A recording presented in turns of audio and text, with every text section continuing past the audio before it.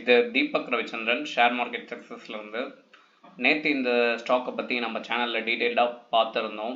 ஏன் இதை ஏறப்போகுதுன்ற ஃபுல் டீட்டெயிலும் நான் சொல்லியிருந்தேன். அதே மாதிரி இன்றைக்கும் ஒரு 10% மேலே ஏறி இருந்தது. Well and good. அதுக்கப்புறம் வந்து பார்த்தீங்கன்னா பேடிஎம் பற்றியும் நான் டிஸ்கஸ் பண்ணியிருந்தேன். ஸோ என்ன சொல்லியிருந்தேன் அப்படின்னா, மைனஸ்லேருந்து ப்ளஸ் போகிறதால இந்த ஸ்டாக் இங்கேருந்து ஏறதுக்கு சான்சஸ் இருக்குதுன்னு சொல்லியிருந்தேன். ஸோ இது வரைக்கும் ஏறுன்னு மார்க் பண்ணியிருந்தேன். ஸோ அதே மாதிரி இன்றைக்கி அதுவும் ஏறி இருந்தது. ஸோ இன்றைக்கி நம்ம சேனலை பார்த்து மேபி நீங்கள் ட்ரேடர் நாலேஜ் எடுத்திருந்தீங்க அப்படின்னா it could be very good. It's a very good day for you, right? சரி, ஓகே. ஸோ இன்றைக்கி இதே மாதிரி 2 ஸ்டாக் பார்க்க போகிறோம். ஃபர்ஸ்ட் திங், ரிசல்ட் வந்த காரணத்தாலையும், இன்னொன்று வந்து பார்த்தீங்கன்னா நிறைய இன்வெஸ்டர் இந்த ஸ்டாக்கை இன்வெஸ்ட் பண்ண காரணத்தாலையும் இந்த ஸ்டாக்ஸை நம்ம ஃபுல் அண்ட் ஃபுல் அனலைஸ் பண்ண போகிறோம். வாங்க பார்க்கலாம். ஃபஸ்ட்டு இந்த கம்பெனி தான். ஸோ இது ஒரு ஃபார்மா பேஸ் கம்பெனி.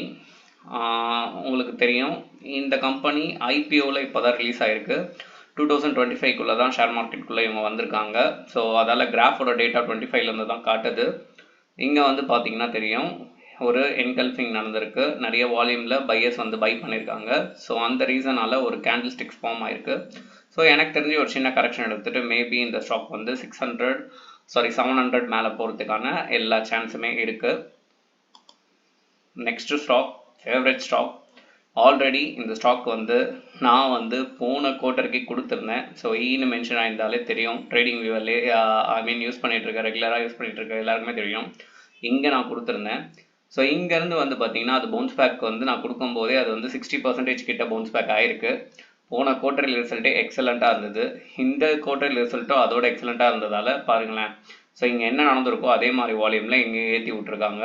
ஸோ இன்றைக்கும் வந்து பார்த்திங்கன்னா இந்த ஸ்டாக் வந்து ஒரு 11% மேலே ஏறி இருக்குது. ஸோ எனக்கு தெரிஞ்சு இது வந்து 1400 போகிறதுக்கு எல்லா சான்ஸும் இருக்குது. அது மட்டும் இல்லாமல் இவங்க வந்து டிவிடெண்ட்டாக கொடுக்குறாங்க. ஸோ எக்ஸ்டேட் வந்து பார்த்திங்கன்னா 25 ஜூலை, ஓகேங்களா? ஸோ அமௌண்ட் எவ்வளோ கொடுக்குறாங்கன்னா 21 ருபீஸ். ரொம்பவே யூஜுங்க. 21 ருபீஸ்ன்றது ஒரு நல்ல ஒரு டிவிடெண்ட். பேமெண்ட் டேட் வந்து பார்த்தீங்கன்னா ஆகஸ்ட் 3 அன்னைக்கு உங்களுக்கு உங்கள் அக்கௌண்ட்டில் வந்து இது வந்து கிரெடிட் ஆகிடும், சரிங்களா?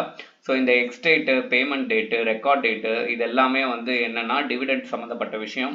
சில பேர் டிவிடெண்ட்டுக்காகவே ஸ்டாக்கை வாங்குவீங்க, வைப்பீங்க. அவங்க வந்து இதை பற்றி நல்லாவே தெரிஞ்சுக்கலாம், ஓகேங்களா? ஸோ நிறைய யூடியூபர்ஸ் இதை பற்றி பேசியிருக்காங்க.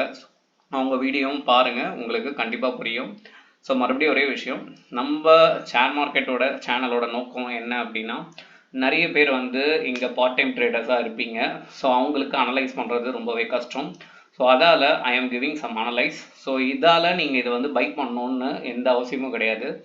Two your own analyse. So என்ன தான் என் சேனலில் நீங்கள் பார்த்தாலுமே உங்கள் ஓன் அனலைஸ் பண்ணி நீங்கள் பை பண்ணுங்கள். அதுதான் ரொம்பவே முக்கியம்.